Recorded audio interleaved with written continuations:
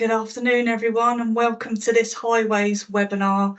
Delighted to see so many of you joining us today. Numbers are ticking up nicely.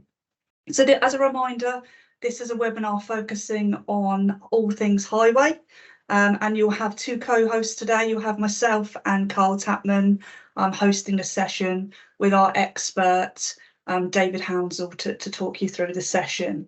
In terms of housekeeping, we'll have a 45-minute presentation from David, and then there'll be an option for Q&A for around about 15 minutes. So currently you'll have your cameras off and your mics off. However, please get involved by using the Q&A for any questions that you may have, and David will come to them at the end in that final 15 minutes. We've also got the chat option open for you as well, so please participate in any polls that may pop up or any queries that David raises as well. Slides and the recording will be shared after the session as usual. And without further ado, I will hand over to David. Hi, David. Hi, Esther. Thank you for that introduction. And hi, everybody. Thanks for giving your time to join us today. It's great to see such interest in this subject. So the aim is for us to have a discussion on how well the recommendations of well-managed highways infrastructure link to highways legislation and the continuing importance of having a robust inspection regime and repair process supported with accurate, accessible records. I will just say, rather than saying well-managed highway infrastructure all the time, I am just going to use the word "the code" throughout this presentation just for ease. So inspections and reactive repairs are just one element of the overall highways asset management system. Case law shows just how important the work of the inspection and repairs team is, however. In Nash versus Hertfordshire County Council, a claim by a cyclist for their injuries was defended successfully. The claimant alleged that potholes caused him to swerve into the path of an oncoming van. The last safety inspection was 7 months previous and found no recordable defects. The judge was satisfied those that had appeared since were less than the council's action level. In this case, the inspector's evidence proved to be very important and highlighted inconsistencies in the claimant's case. We may find that claimants will suggest that records kept by the Highway Authority are inaccurate in some way. So it's also important to speak with the person or persons who completed the inspections. So the key points here, with all the focus on the overall system for highways management, your inspection regime and the associated records can be absolutely key, both to prevent harm in the first place, but also to mount a successful defence. And inspectors are likely to be interviewed to supplement the records that they provide at the time of the inspection. So as I said, this is about all things highways. So just by way of start and get us used to using some of the systems, we've got a big group. We've got 216 people at the moment, but just in the chat function, so a speed test for everybody. What is a VRU? Who's going to be first to tell me what a VRU is? Find out whether this is working.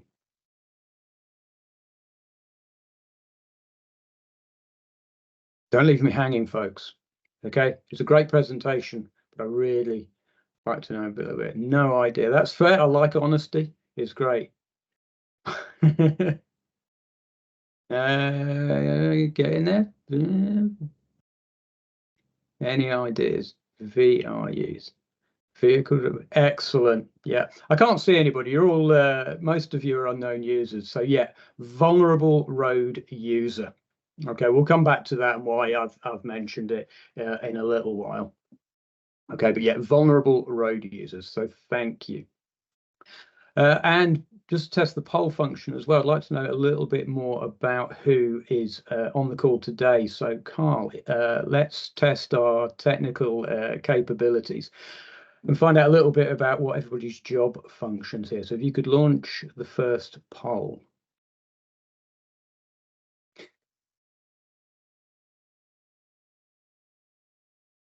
You see, again, it's anonymous, as you can see there. So if you can just select which part of your organisation you work for, just to sort of give us a bit of an idea of who's joined us today.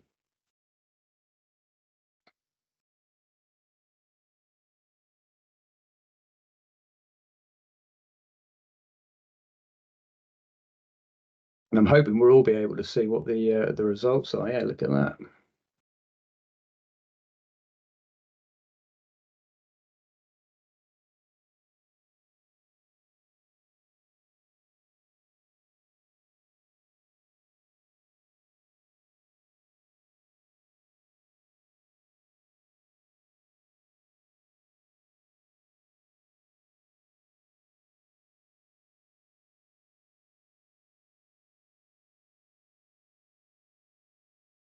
Okay. Great. Okay, thanks for that, folks. You can carry on doing that. That'll keep chugging away in the background.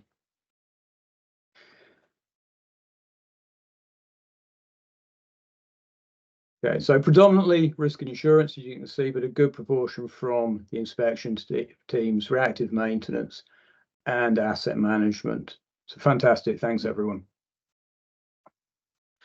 So first off, let's have a review of the legal framework for highways maintenance. So we can break the importance of highways asset management into three categories as shown: moral, legal, and financial. Safety and the prevention of accidents is an obvious one, but we know that's not the only reason why highways asset management is important. It's the highest value asset for most, if not all, highway authorities, and it exists to move people from place to place. Sounds obvious, but as such, it is critical for delivering transport and economic policies and commitments to local communities.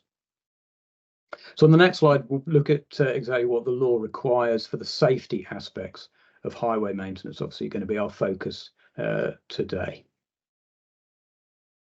So for the purpose of this session, I'm going to focus on the relevant law in England and Wales, the Highways Act 1980. Unhelpfully, the Act doesn't define what's meant by a highway particularly well. The statute definition is whole or part of the highway without actually defining it. It's generally accepted that this can include the carriageway and footways and all associated assets from edge to edge. The code refers to the highway network. This covers the full range of assets associated with the highway and is likely to include all elements of the carriageway, footways, cycleways, structures, drainage, traffic management systems, street furniture, and street lighting. Section 36 of the Act is more helpful. It sets out that the Act is talking about the highway maintainable at public expense, which includes highways constructed by the Highway Authority, as well as those constructed under the Housing Act, trunk roads, and special roads and footpaths. Highway authorities can also agree to adopt or add highways built by private developers. And each highway authority must keep an inventory of the highways that are maintainable at the public expense. So now we've got a bit more of an idea of what the Act relates to. Under the Act, the Highways Authority has a non-delegable duty to maintain the highway. So the duty cannot be passed on to third-party consultants or contractors. The key requirement is stated in section 41. The duty to maintain the fabric and structure of the highway, including drainage assets. So this is the key phrase: it is reasonably free of danger to users. The maintenance duty also includes ensuring people using the highway aren't in danger from the presence of ice and snow. However, the duty doesn't extend to other transient hazards such as gravel and moss. An example of this was seen in the case of Rawlinson versus Dudley Metropolitan Borough Council. Mr. Rawlinson slipped on moss on a footpath. In the first instance, the court found the council liable on the basis that they only had a duty to repair the highway or keep it in repair, not to remove surface materials, obstructions, or spillages. But as a partial warning to the Highway Authority, the court considered whether a particular contaminant would render a highway out of repair, and they concluded that it would depend on the nature of the problem. Considerations would include whether it is a permanent or transient, whether it amounts to damage or disturbance to the road, the fabric of the road, or the pavement, and whether it could be said to have become part of the fabric of the highway.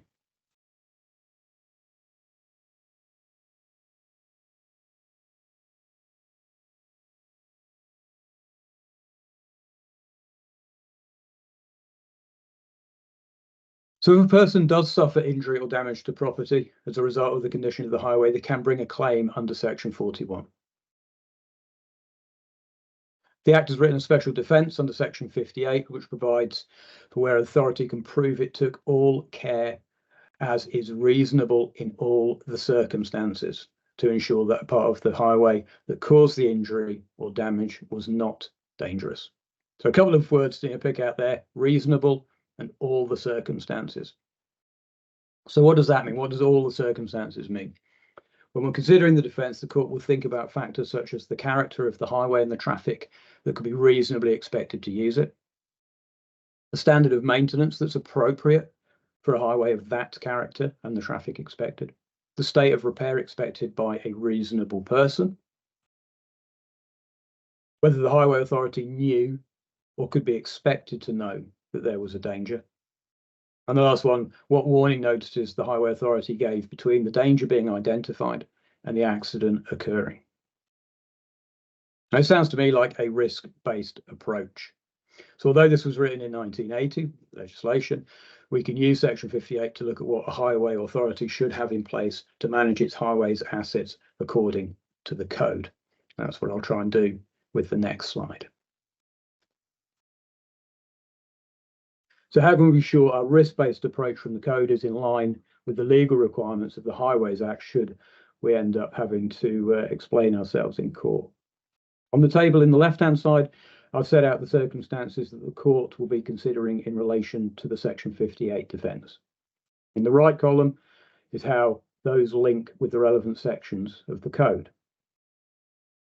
So most of the type is sort of dark blue. There's some lighter sections, and those are the ones that can be decided using a risk-based approach. So let's pick out a few key points for the 6 characteristics.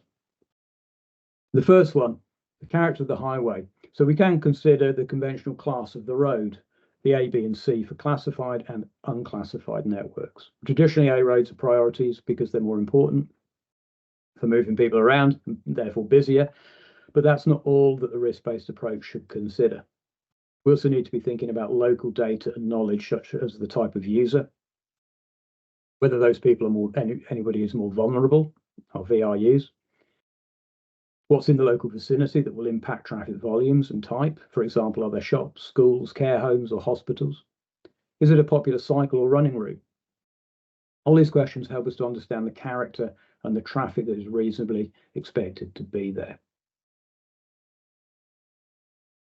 B talks about an appropriate standard of maintenance for the highway of that character and use. So this is where your data about the type and the condition of the asset plus local knowledge is put through life cycle assessment and the risk-based approach to arrive at a proportionate and reasonable standard of maintenance for a given asset. In respect of C, the court's traditionally made its own decision on what was reasonable, and the law is phrased in the context of common, not expert knowledge. The case of Mills versus Barnsley MBC is often given as the test case for what a reasonable person can expect. Sorry, postman. I'll return to that case later and give a little bit more explanation. D is about reasonable knowledge. So again, this is where your condition survey and inspection program comes in, together with public reporting of defects. Remember that Section 41 is concerned with danger. It's not concerned with aesthetics or even the serviceability of the asset. In relation to E, if you can't make it safe, at least warn people of the danger.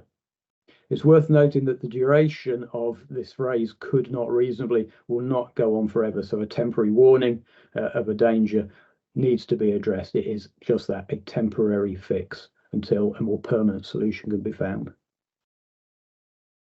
And F is a little bit different because it starts there to talk about people rather than the asset. So in respect of F, highways inspectors or anyone else, including contractors involved in highway maintenance, must be competent, and the carrying out of the work should be monitored. This will be more and more important as highway authorities use the risk-based approach. The implication of this is that inspectors and engineers will be making assessments and decisions based on a variety of risk factors, such as those we've just highlighted.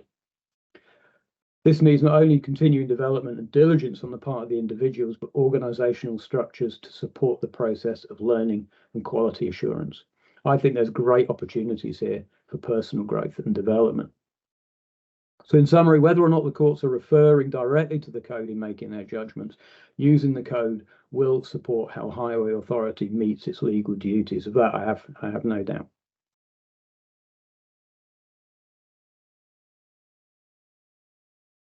In this section, we'll look at how we use risk management principles within highway asset management.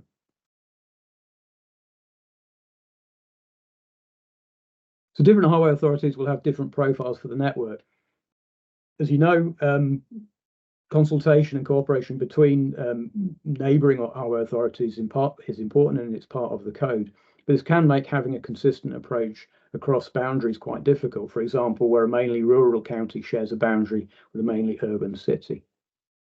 But using the chat, please, can you share what you think are some of the circumstances, as we've just described, about a network that influence the risk? So the slide is sort of showing, how a typical authority might split it between its urban and rural network across its A, B, C, and unclassified roads. Might be a balance of rural, might be a balance of urban, as shown in the images there. So what other sort of things might be important?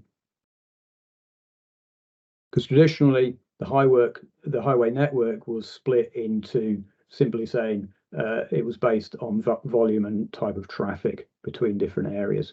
What are some of the other things that might be important?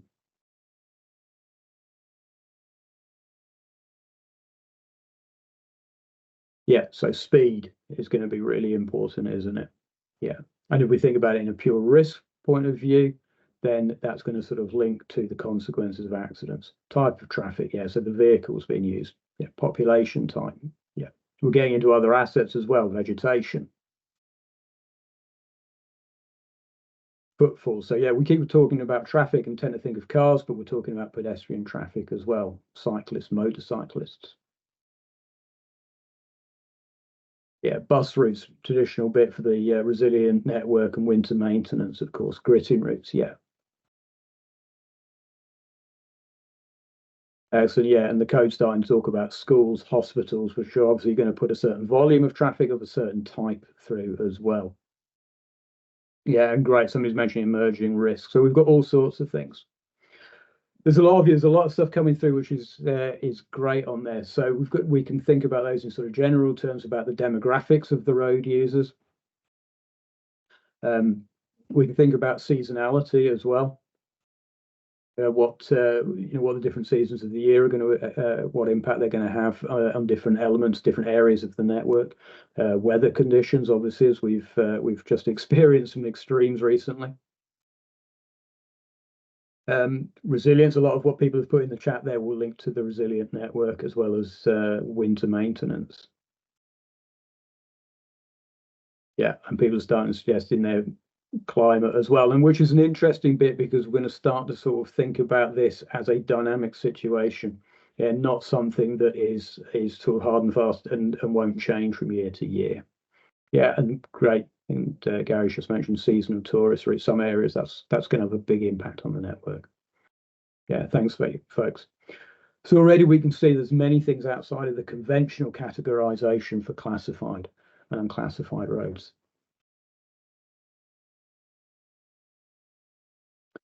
So does the code for highway management have a bearing on other assets? Well, yes, it does.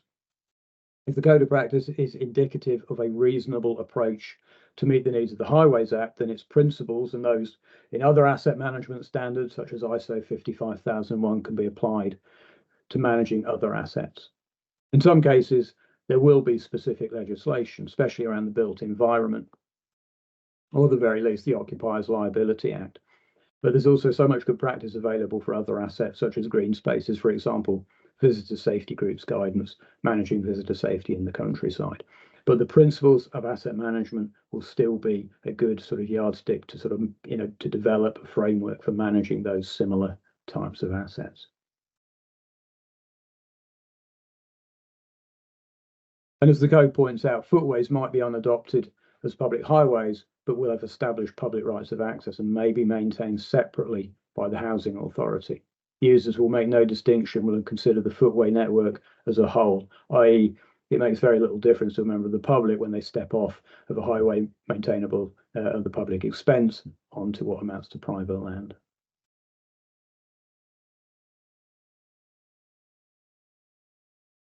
So it wouldn't be a risk management presentation without a little bit about the basics of hazard versus risk.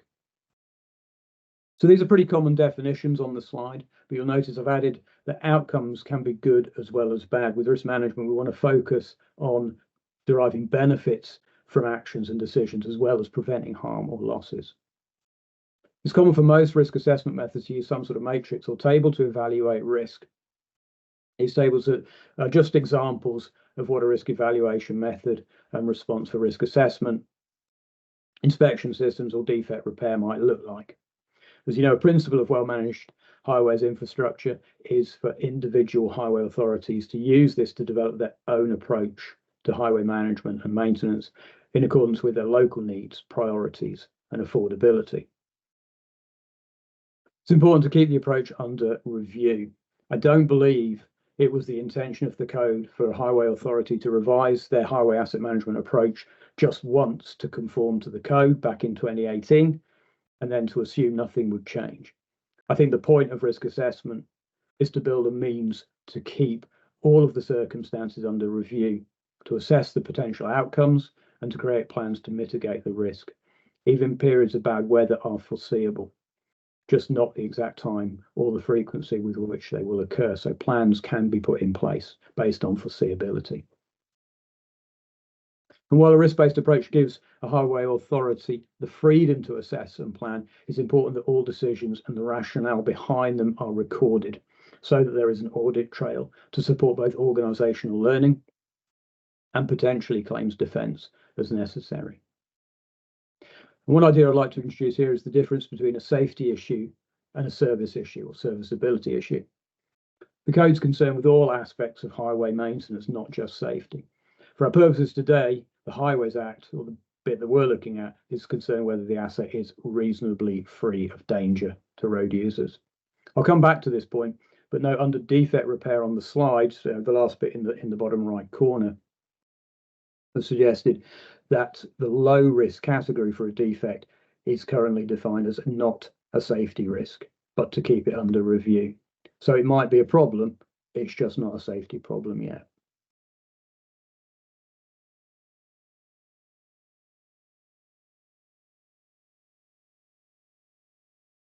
One group of road users that should be a particular focus within your risk assessments are VRUs, vulnerable road users.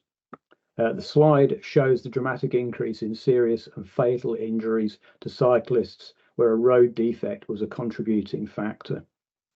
And the data goes up to 2016, so obviously there's a bit of a gap. So can anyone tell me in the chat what the circular image is?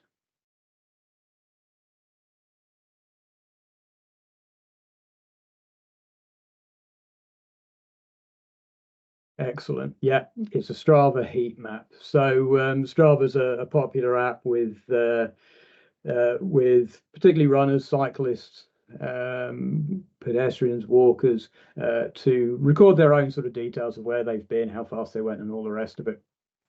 But the app produces a heat map, which shows where people like to cycle and run. The brighter and thicker the route, the more it is used. So let's find out a little bit about who in the audience today is a VRU with our second poll, please, Carl. So please, can you just tick one of the options, even if you actually do more than one of the activities? We don't want to swamp all the people who perhaps aren't a VRU.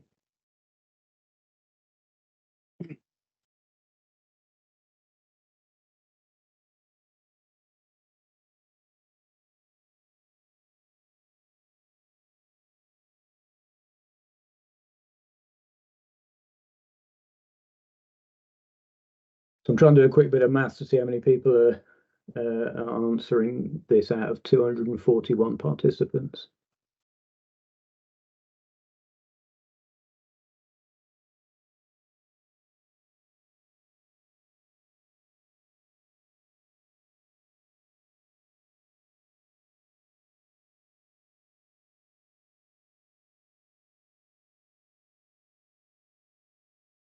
Okay, at the moment it's about 100, so we're getting towards maybe 40% of people who are not VRUs.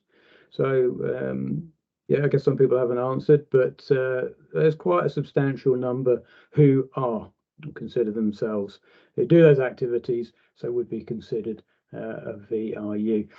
So this example's particular concern to both highway authorities and insurers, and of course the VRUs themselves, because of the scope for catastrophic injury and loss.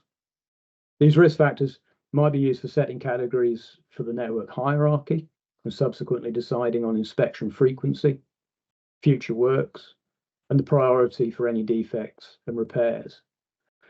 In the center of the slide, it shows specific standards required in the assessment of a dedicated cycle route. Some of them you would expect to see in any sort of carriageway or footway, but there are some where if you put yourself in the position of a cyclist or possibly an e-scooterist, I'm going to trademark that, or scooterist, what might be of particular importance. The key point here, we are going to see an increasing use of technology in identifying and managing risks. Much of it's available to road users as well as to the highway authority. Yeah, and a good point, we are all pedestrians. Yeah. So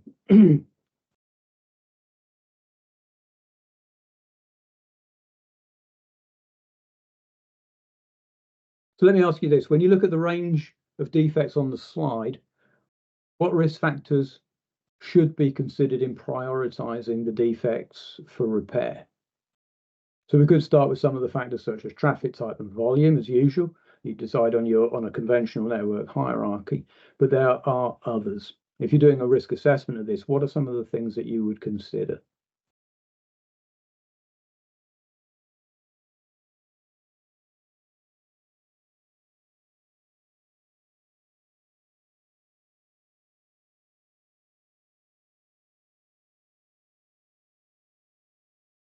Yeah, so eventually exposure and impact. So how would we make that's kind of the things that we're talking about. So yeah, so a couple of people are sort of talking about the actual size of it.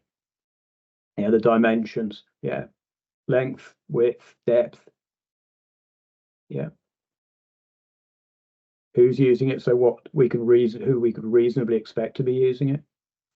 Yeah, position on the carriageway. Yeah, the speed that people are doing.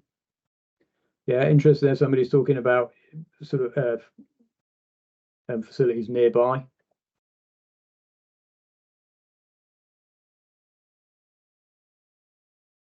Interesting. Somebody's mentioned desire lines there. So where do people habitually choose to go, whether they're meant to be there or or not?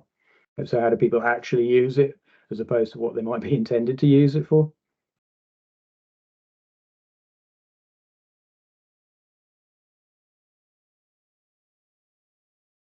Okay, got some great answers there.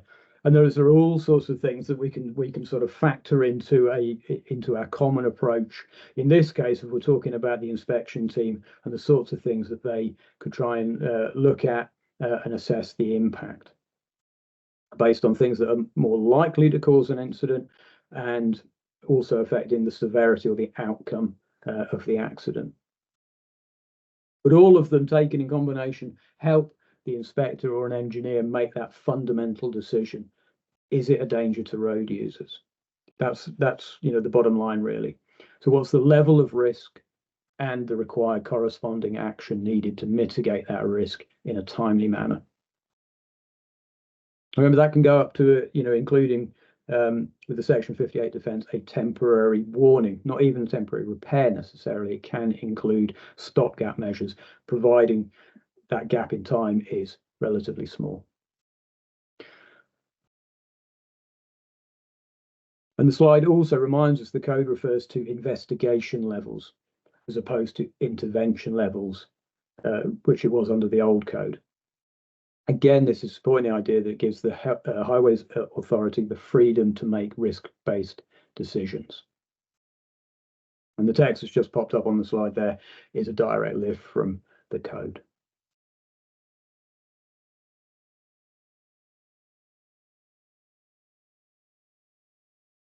So if we have a quick look at this idea of the investigation levels rather than intervention levels, on the left-hand side, we've got what the old code said, quite a lot of detail, and now the much more brief, succinct version under the new code.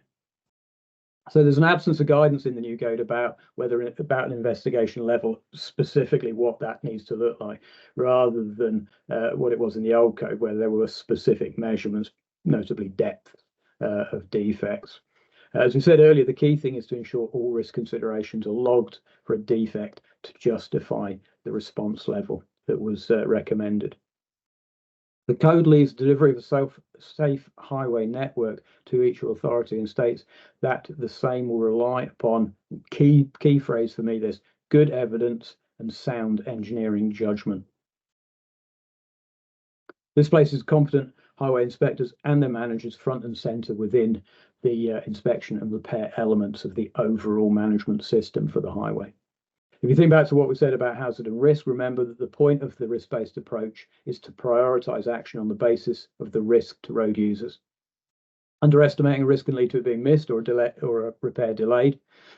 Overestimating the risk, especially over a long period of time or by multiple inspectors, can lead to the repair system becoming overwhelmed and genuine high-risk defects being missed, and with a knock-on effect of giving poor data quality for investment decisions. If everything looks terrible, it's really hard to then prioritize. There's a couple of key ways to help with a consistent approach. Firstly, asset management competence across the highway function, not just within the inspection teams, and a quality assurance process. An extension of this will be the highway authority's reliance on contractors to deliver the statutory functions. So the statutory duties, you remember, cannot be delegated. So you're relying on the third party to be performing well. So the checks and balances need to be in place just as much for a third party as they would be for your internal resource. Next, I'm going to show a slide with a case study for you to read as a way of summarizing some of the issues in this section.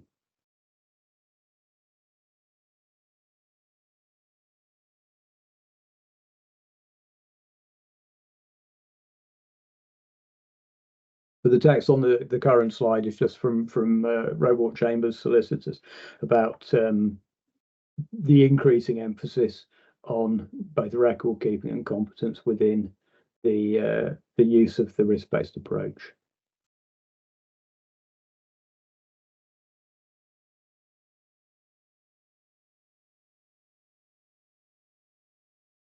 So onto the case study. If you just have a quick read through this, if you've got any comments as you go through it, just pop them in the chat, but I'll run through those as well. What I thought some of the sort of key things that stood out for me were.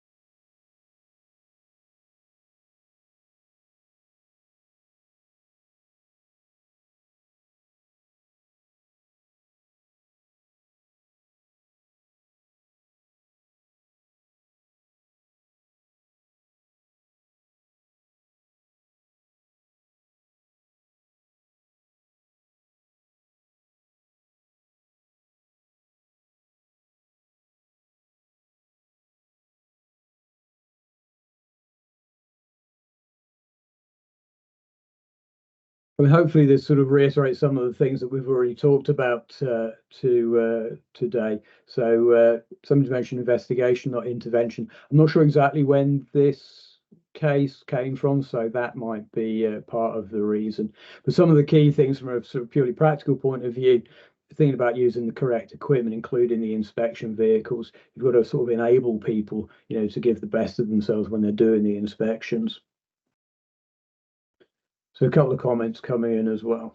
Yeah, so non-compliant vehicles. So clearly, an unlivered. How are other road users going to know what that vehicle is doing, why it's behaving in the way that it is? There's a key bit there, yet communication. There's a fundamental bit, even more basic than that, of paying attention. Yeah, why did it get missed? I mean, it could be that they weren't trained and all the rest of it, but there is that key bit that relates into sort of human factors and safety behaviours around being able to focus on the job. So method of inspection, yeah, so having a sort of standardized method to help people record certain things, certain factors will help. And the last thing really there is it sort of, obviously all of these things came out following an accident, but that's part of the reason or main reason for having quality checks, a quality assurance program in place. Yeah. Someone's pointed out a series of poor inspections, that sort of thing, that sort of trend should be picked up as part of a QA process as well, so it can be addressed before it becomes a systemic problem.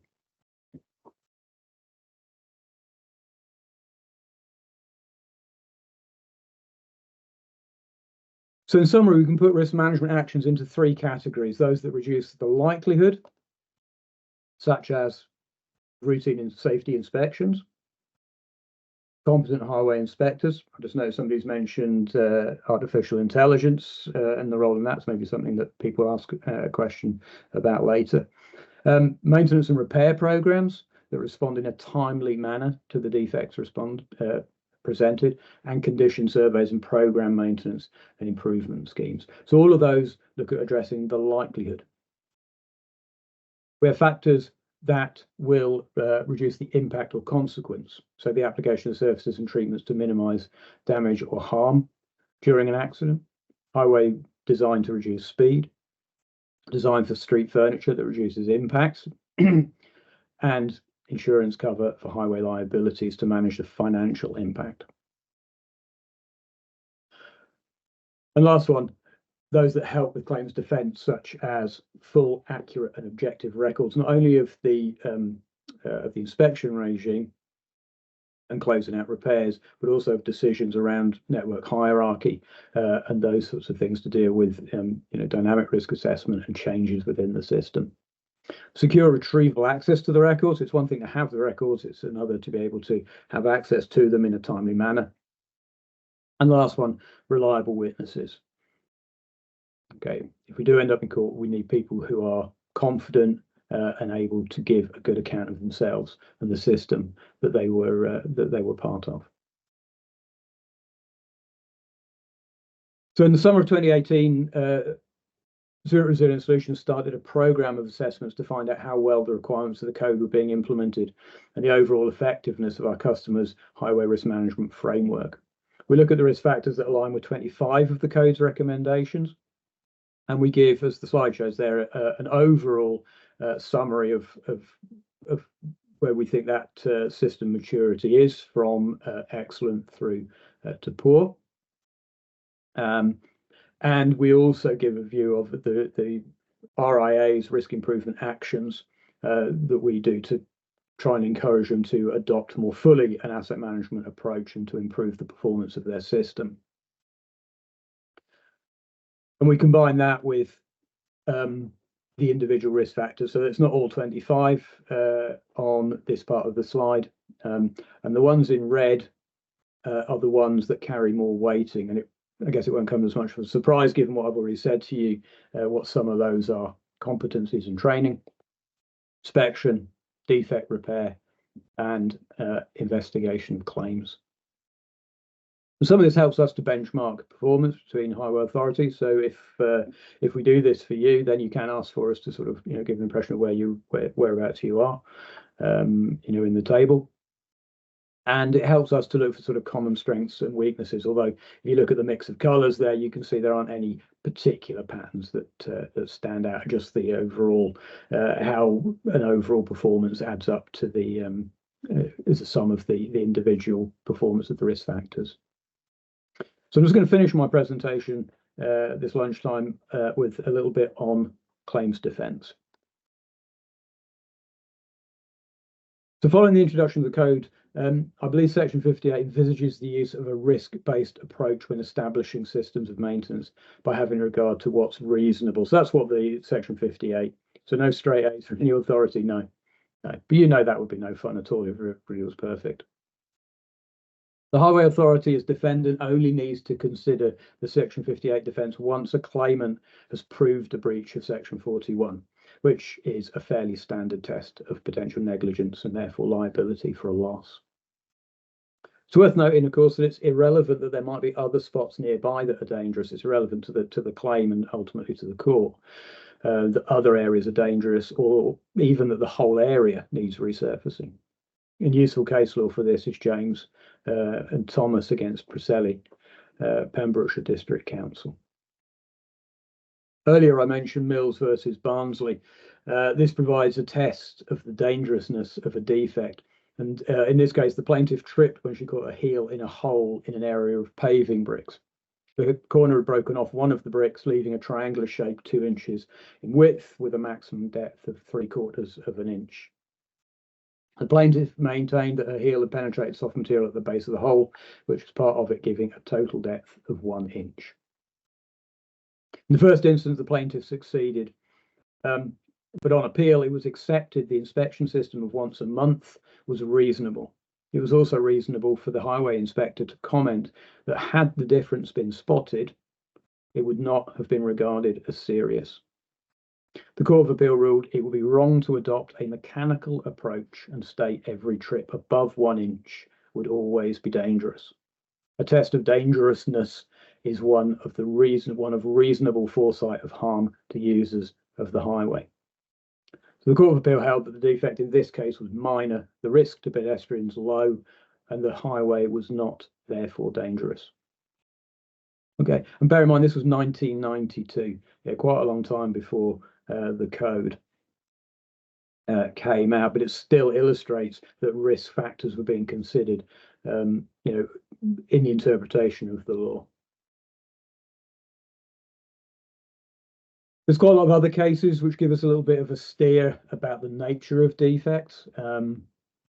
Time isn't going to allow us to sort of do too many of those, but it's worth mentioning 1968 Littler versus Liverpool Corporation, which produced the famous "a highway is not to be criticised by the standards of a bowling green" quotation. Okay, so even way back then, way before the Highways Act, there was still this sort of, this is a continuity. Yeah. Debbie, I'll come to those. Perhaps post that in the Q&A, or Carl can give me a nudge. Then we can talk about that in a little bit.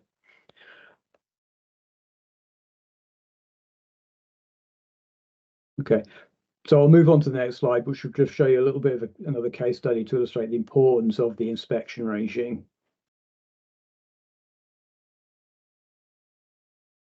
So we're advised by authority. This was a report from the solicitors that their intervention level for defects on the highway is 50 millimetres. The road is subject to monthly inspection, with the last one carried out on the 14th of June, when no defects were identified. The highway inspectors have advised they do not consider the defect associated with the claim to be dangerous, and this is why it was not repaired.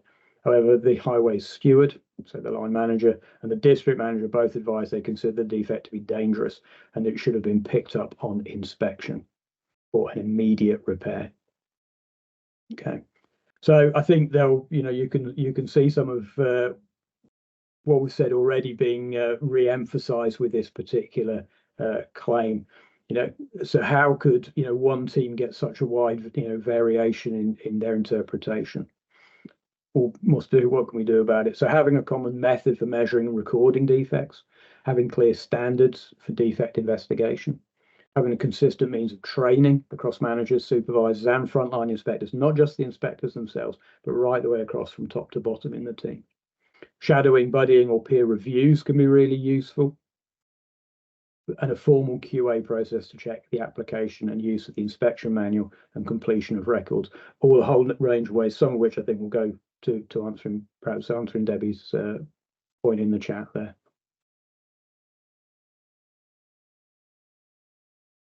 So in summary, the Highways Act refers to the character of the highway, and this includes a number of risk factors that help a highway authority to describe sections of the highway and all its associated assets. The code provides a risk-based approach to assess these factors and reach a reasonable decision on plans and actions to take. So while the courts are still making judgments based on whether a specific defect presented a danger to the claimant in the circumstances of the claim, there are some indications that the rationale behind the highways decision making will be examined during judgments. We know budgets are tight, but the risk-based approach exists to help prioritise actions. The courts and insurers will still expect known significant defects to be fixed in a reasonable timescale. Where there are variations needed to policy and strategy, these should be justified and the decisions documented. We need your records of change management to be accurate and accessible. A risk-based approach to asset management will help prevent accidents and defend claims. The work of the inspection team is critical to deliver a consistent approach to inspection, defect prioritisation and repairs. This needs to be consistent across the authority and your neighbours and peers. We expect organisations to be monitoring performance, analysing their data and addressing problems that you subsequently identify. Asset management is a cyclical process with continual improvement at its centre. Maintenance plans and business cases for resources should be based on all of the risk information available to you, both from highways and from risk and insurance, for example.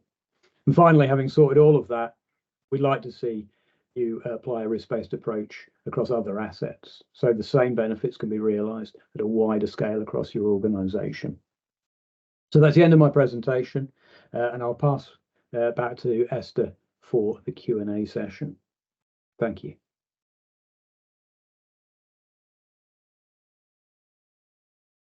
Thanks, David. That was great. Some really insightful information there.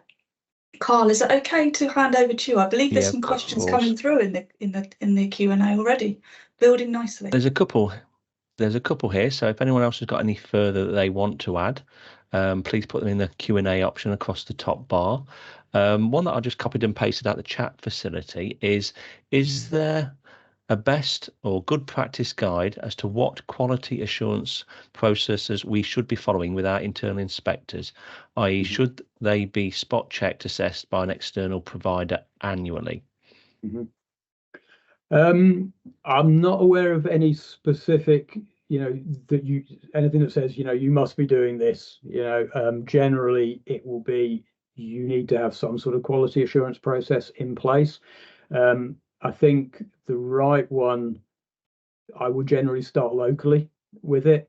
Something like peer-to-peer reviews can be really useful for consistency. They are arguably less threatening for a team that's perhaps unused to having those sorts of checks. They don't necessarily need to be formal. They can be a learning event as much as anything else. You can do comparisons with people. Even if it's, particularly if you've got a good record of photographs of different things, you can run a sort of a theoretical compare and contrast to see how people are looking at, a similar defect and see whether there's consistency that way. So there's a lot that can be done internally, at low cost that can be fitting, within the other commitments that the team has. But you can use an external if you want, but generally speaking, I would start locally would be my advice. Okay, thank you, David. A question came in a while ago now. It's to do with almost relative to the case that you discussed. It says, if or when authorities start to move towards video AI highways inspections, how would this be viewed by the courts, given the code talks about inspectors and their competencies? Yeah. I I would start with you sort of, knowing how effective your current system is. And, there are efficiencies and sort of resource aspects to adopting AI that make it attractive. And my general advice will be, making sure that those don't overshadow the main reason for doing it, which is to give a high quality inspection. A lot of the AI, it seems now, I have the impression from speaking to customers over a few years, initially it was started as an idea to replace inspection programs. It seems to have morphed now more into replacing condition survey programs. which I think is arguably more appropriate, and in some cases more recently a little bit of combination of both. So they're mounting equipment in inspection vehicles. So a condition survey is being done almost on a constant basis, while the inspectors are still doing what inspectors do, but with the added bonus of having a video record of the sections of road that they've just driven over, so they've got something to refer back to. So in that case, it feels like it's sort of doubling up and providing an additional source of information, which I think sounds like quite an attractive proposition. Initial fears around AI and any sort of video technology were around somebody still has to watch it. I know some of the AI is doing the analysis, but I guess until it's proven technology, that it's properly interpreting things the way that a trained highway inspector would be doing, then, there are some reservations, about, using the right AI, the right equipment for the right purposes. Okay, and on that sort of point, David, there's a question that's come in. Someone's getting challenged a lot more as regards driven inspections, and the fact that defects could be missed or obscured by parked vehicles. Yeah. What's your thoughts in that regard? Yeah, I mean it is a difficult one, but it's not a new one. That's it. There's nothing in the way, the law has been, the law hasn't been changed. The code doesn't really specifically mention it. I think it's one of those things that, I honestly don't know really what the answer is. If it's an area of road that's persistently blocked by vehicles, I suppose there's an argument if they're there all the time, it's not been driven over. Which I can come across as too flippant.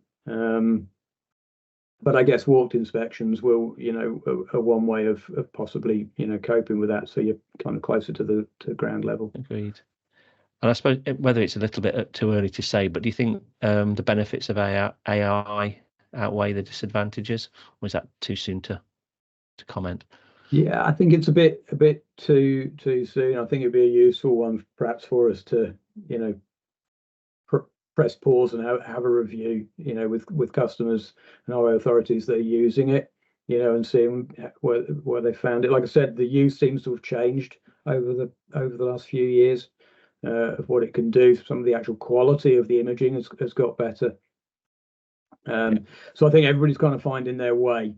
I think as an insurer, we're going to be relatively sort of cautious about its adoption, particularly where, a highway authority has an effective sort of human-based regime in place. We need to be pretty certain that it was going to be at least as good at doing that basic fulfillment of the safety inspection regime. It might be better at doing other things. There might be other added value, but if that's at the cost of providing a less robust inspection regime, then I would be very cautious. Many of our customers have got very large deductibles. It would only take one large claim, and any sort of value that you've derived from implementing it would be lost. Right, thank you. A couple of questions in the Q&A, and then I'll go back and check the chat facility. Are there any case studies or examples of highways liabilities from EV charging, the cable management, the tripping, and how do you think the expectation is that this risk will be managed?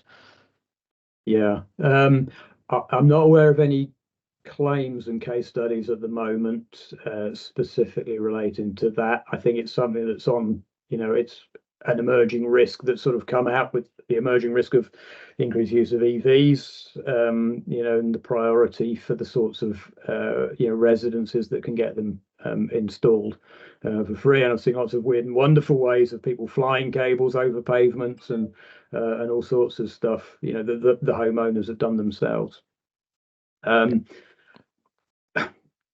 can't really see a way that an authority wouldn't be liable if they were to create effectively an obstruction in the highway or the pavement that then subsequently caused, an accident and injury. We know there's, policy pressures to deliver these things. but it doesn't mean that, you know, the sort of rules on negligence and liability have changed. Okay. Question here in the chat. I note resilient network had several mentions within the presentation. How does the resilient network affect the liability or risk in terms of claims? Would that tie in with some other questions that we've got about sort of increased costs and austerity? How, you know, trying to sort of continue doing the same, but the claims could go up. So how do the two tie in? Yeah, I mean that's quite a big restriction in budgets. Big question. Yeah, I mean I think in terms of the resilient network, you know, I suppose put simply, we're saying, you know, these are the most important roads that, you know, we have, or footways or cycleways that we have, and therefore they are a priority. They're a priority for maintenance. They're a priority for, you know, for winter maintenance. We need to keep traffic moving on those areas. So there's an inclination perhaps to spend resource on them.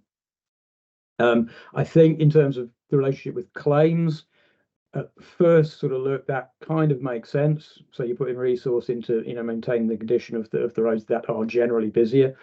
Going back to what we said about vulnerable road users, there is the possibility that, particularly in the absence, and I guess this is a bit of a UK feature, in the absence of a lot of high quality, dedicated, separate, particularly cycleways, scooterways and things like that, I have a bit of a concern that focusing resource on the resilient network might miss out sections of road, footway, cycleway that are busier and used by VRUs. So I think simply making an assumption that the resilient network is the way to prevent claims isn't necessarily going to be the case. Okay. Yeah. I'm just conscious of the time and questions are coming in. So if we don't cover them, we're going to have to sort of pull them out. And when we send the survey along with the slides and the recording, we'll try and address some of these questions that have been raised. Question here about, you know, whether a defect, you need to potentially sort of require major traffic implications if you need to close everything off. But then how does that sort of sit against whether there's just like a temporary repair, and what's the reasonableness considerations there, whether, you know, one against the other? Yeah, I mean, most authorities that I speak to about this, you know, are fairly happy with the notion that that they're making sure they're tying in how their inspectors inspect and recommend certain repairs with what the plans are for forward works. So they will differ. They're not going to recommend a series of costly repairs for a road that is about to be resurfaced or have surface dressing or something like that. So making sure that reactive maintenance teams are speaking to the proactive maintenance, the forward works planning teams is one way of addressing that, to make sure that you're not spending money that then basically gets ripped up and replaced quickly. Sure. Yeah, so sort of internal communications. Right, one last question. I think we've covered quite a lot, and so someone's in the chat, someone's mentioned about driven inspections, but I think we have touched on that, and hopefully the answer's already been covered. Just final one. Do you have an industry repudiation rate where authorities adopt good risk management practice and evidence? Is that a difficult one to sort of give a bit of a, yeah, you know, what if people adopt best practice, what sort of potential are we looking at? I mean, we know. I mean, I don't know whether you know, Esther and Carl, whether you've got a view on that. I mean, my general sort of view is that it's possibly for. I mean, it's relatively high for most public liability claims. I think with highways, because they're generally a pretty mature system with pretty good records, it's not uncommon for them to be sort of 85. Yeah. Around the sort of 85% mark for repudiation. Yeah. Sometimes higher, sometimes a little bit lower, but there and thereabouts. Something to aim for, sort of high 80s. Yeah, that's what I saw with my customers in the past. You know, some of my customers that did adopt, you know, real good systems and procedures and practices, they were in the sort of mid to high 80s. Yeah. Right. I'm conscious we're at 1 o'clock now, Esther. Do you want to do the necessary? But thank you. Brilliant. Thanks for all your questions. Thanks again. Thanks, David, for a really insightful session. And thank you to all of you for joining us today. As Carl mentioned, we will be following up with the survey, the recording and the slides for you to digest and forward on. But if you've got any questions or if we missed any, please come to us and we'll do our best to come back to you in terms of responses. But otherwise, thank you for your time and have a lovely afternoon. Thanks, everyone. Thank you.